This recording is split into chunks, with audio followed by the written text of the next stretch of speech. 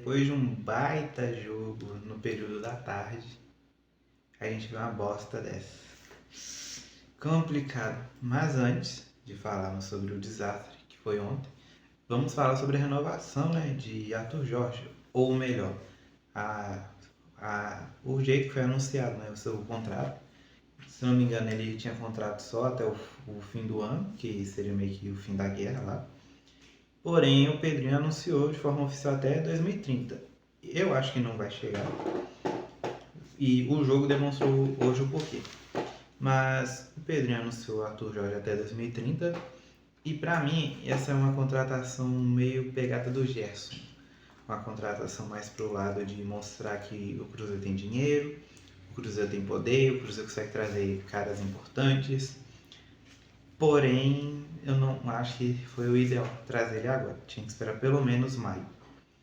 Pode ser que estava rolando algo por fora, alguém entrando em contato com o Arthur Jorge para trazer ele para o clube dele, talvez o clube dele árabe, se não me engano o Al-Keshad, né? Mas o Pedrinho anunciou e agora é aguentar. Mas o que não dá para aguentar é o jogo de ontem, que pelo amor de Deus, tá, não vou ser tão injusto, para mim o jogo de ontem é idêntico ao jogo contra o Bragantino, tá? Para mim foi a mesma coisa, só que dessa vez num revés. Enquanto a defesa foi muito mal, deu sorte que o Bragantino foi incompetente, o jogo de ontem a Católica foi mais eficiente do que o Energético. Mas e quem foi para esse desastre? Pelo lado cruzeirense foi o Cunha, Cauã Moraes, Vidalba, Fabrício Bruno, Kaique, Matheus Henrique, Gerson, Christian, Matheus Pereira, Wanderson e o Neiser, que enfrentaram Benedo, Mena, sim, o que jogou no Cruzeiro, Dias, Ampuero, Gonzalez, Valência, esse não é o que jogou no United, Gianni, Cueva, esse não é o que jogou no São Paulo, Zugia, Montes e Zapedri. Cara, o primeiro tempo foi ruim, no quesito de quando o Cruzeiro atacava, fazendo pressão. Ele não matava a jogada.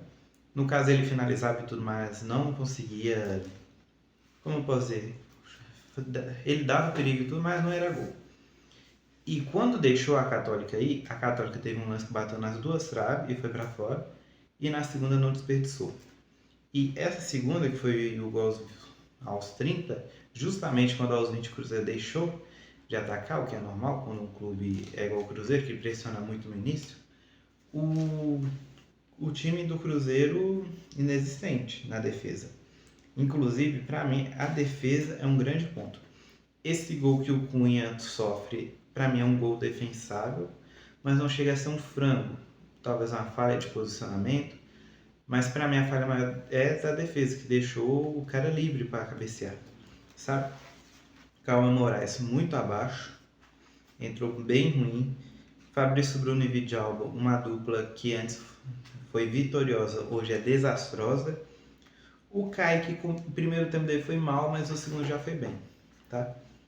E no segundo tempo, como começou o Cruzeiro fazendo a mesma pressão, ganhando um pênalti do Matheus Pereira, que eu marcaria. E assim, até o momento do Matheus Pereira foi bom, mas é quando voltou a deixar a Católica jogar, tomou um gol. Gol do Martínez, um gol que para mim, muita falha de marcação, principalmente do William que entrou. O William, eu diria inconsistente que ele entrou, mas ele é inconsistente, vem sendo desde a temporada passada. Vou falar um pouco dos que entraram. Mas o Cunha não pode também tomar um gol debaixo das pernas. Diferente do primeiro, que foi uma bola rápida e tudo, essa embaixo das pernas é complicadíssimo você defender o goleiro. Ele até deu entrevista falando que ia melhorar e tudo, mas eu acho que a corda dele tá afrouxando. O laço dele tá afrouxando, não tá segurando muito não. E dos que entraram, o Arroio substituiu o Wanderson muito mal. O Wanderson vinha até entrando, fazendo partidas boas e partidas ok. Começou como titular muito ruim. Arroio fez a função dele ok. O Bruno Rodrigues, para mim, não teve grande destaque, então foi um pouco mal.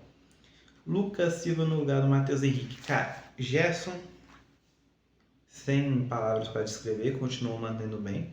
Ainda não acho aquela estreia, mas manteve-se bem, né? Então acho que podemos ver o Gerson do Flamengo até o período da Copa, mas ainda buscamos ver o Lucas Silva, que todo mundo fala que é, e o Matheus Henrique da Sassuolo.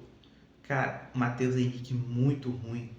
Ele não vem jogando bem, desde que voltou não tá jogando bem. Claro, não é a posição dele, ele pode jogar em qualquer posição, porém, defensivamente ele é pior. Tanto que a função dele é mais para substituir Christian, Wanderson e Pereira. Só que ele não tá jogando nessa posição, então tá demonstrando muito seus pontos fracos.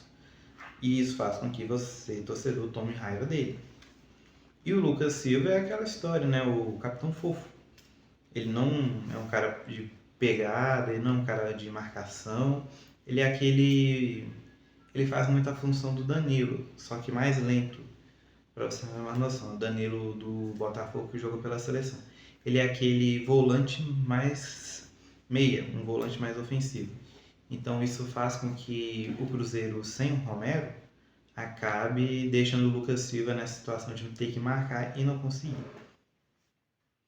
E o Neiser, junto com o Chico da Costa, muito ruins. O Neiser para mim se salvou um pouco no outro porque marcou gol, mas dessa vez sem gol, então crítica.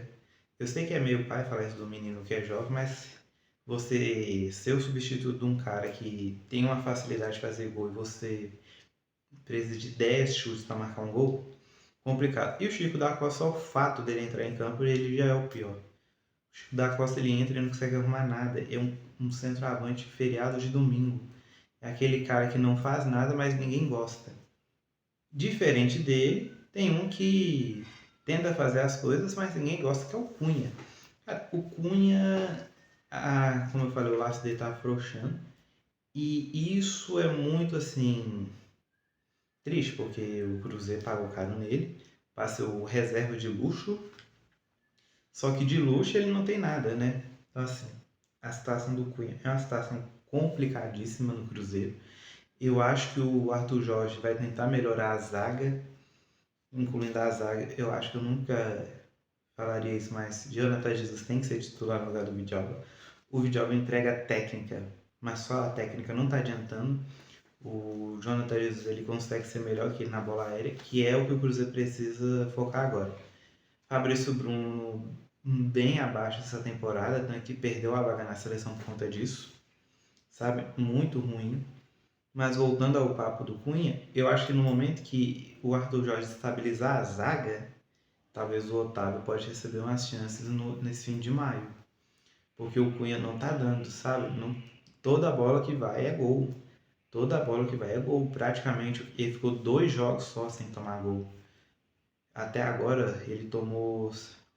Deixa eu me somar. Dos últimos jogos: 2, 3, 7 gols em 4 jogos. Não, em 5 jogos ele tomou 7 gols. Complicado. Foi 7? Deixa eu ver. 4 contra o São Paulo. 1 contra o Bragantino. Sim. 1 contra o Bragantino. E 2 contra a Católica. 7 gols. Fora aquele 4x0. Não, 4x0 era o Cássio ainda. Mas fora de outras partidas que ele sofreu gol. Gols assim, bem complicados. E fica cada dia que passa mais difícil de defender ele. Né? Dando mais razão ao Wallace do que aos outros companheiros. E acredito que o Cunha vai rodar, hein? Mas e o Arthur Jorge? Será que já se arrependeu de ter feito esse contrato longo? Acredito que não, porque vai ter a janela de transferência. E, cara, com o Wallace já confirmado que vai sair. Kaique que deve ir para o futebol europeu, principalmente se for para a Copa. E Caio Jorge, que muita gente fala que não, mas parece estar de papo com o Flamengo. A situação é difícil. Eu acho que se o Cruzeiro perde Kaique e que Caio Jorge, ferrou.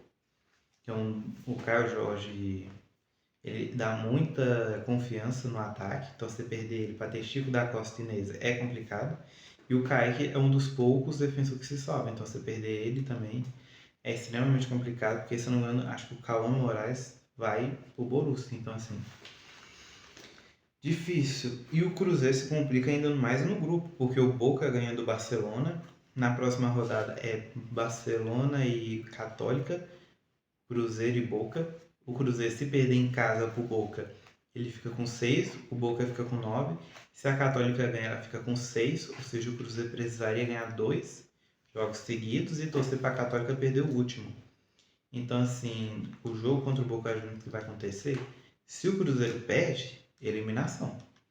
É se preparar para tentar ganhar a Sula, se quiser, o que eu não recomendaria. Para mim, o Cruzeiro, eu falo de chegar nas oitavas, mas quanto mais cedo for eliminado das competições, melhor, para ter um foco 100% no Campeonato Brasileiro e tentar pegar uma vaga na Sul-Americana e se planejar melhor.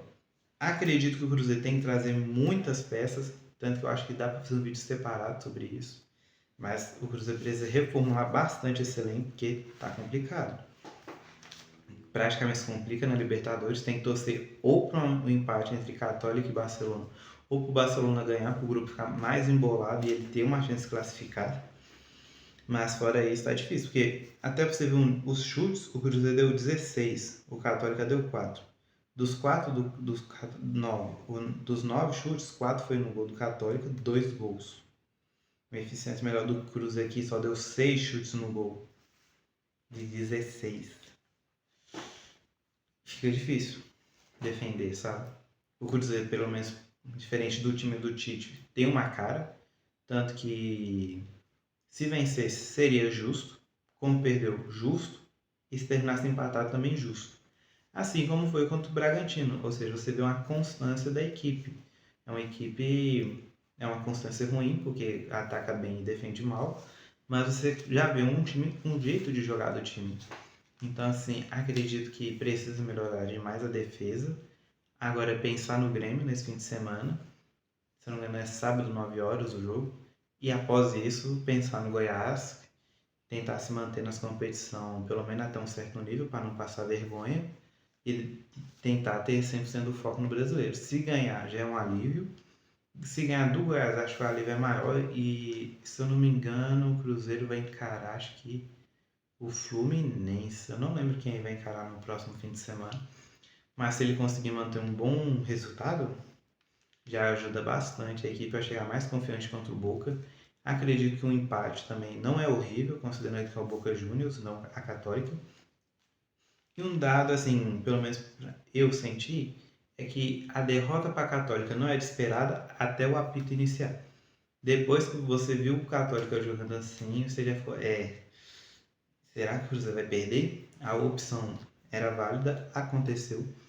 E agora é o Cruzeiro focar contra o Grêmio.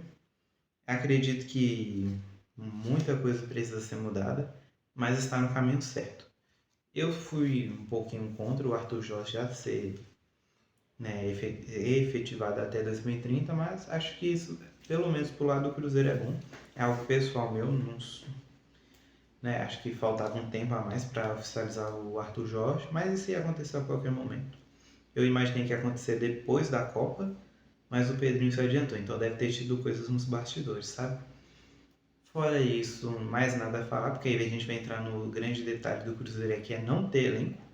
E eu tô cansado de falar isso, toda vez que o Cruzeiro perde, porque eu acho que 40 a 50% das vezes que o Cruzeiro é derrotado é porque não tem um elenco para substituir. Exemplo do Caio Jorge, que será de 5 chutes. Se o Caio já precisa de 4 a 5 chutes para marcar um gol, o Neza precisa de 10 a 13, sabe? E dessa vez o Cruzeiro não teve a sorte de uma bola sobrar para o Christian, o que ocasionou nessa derrota. Mas eu pelo menos vejo as seguintes melhoras mesmo com a derrota. O mental do Cruzeiro está melhor do que o do Tite, o esquema tático está melhor e o jeito de jogar está melhor. Você vê um time jogando. São os pontos que eu queria avaliar positivo para também não pesar muito, porque o grupo do Cruzeiro é difícil. Então, acho que no geral é isso. Eu não quero pesar muito, porque se eu pesar muito vai ser desmonetizado o meu vídeo, coisa que eu não quero, ainda mais que é um canal novo. Mas fora isso, é esperar, né, os próximos capítulos para ver essa melhora do Cruzeiro. Desejo a vocês que estão vendo uma boa noite. Se inscrever no canal, deixar um like e ver outros vídeos. Fiz um vídeo da Copa Sul-Sudeste, né? Deve estar para postar. E o do Atlético, que tá bem complicado. Sim, eu estou gravando todos no mesmo dia por falta de tempo, já que durante o dia eu trabalho. No mais é isso. Até Cruzeiro e Grêmio.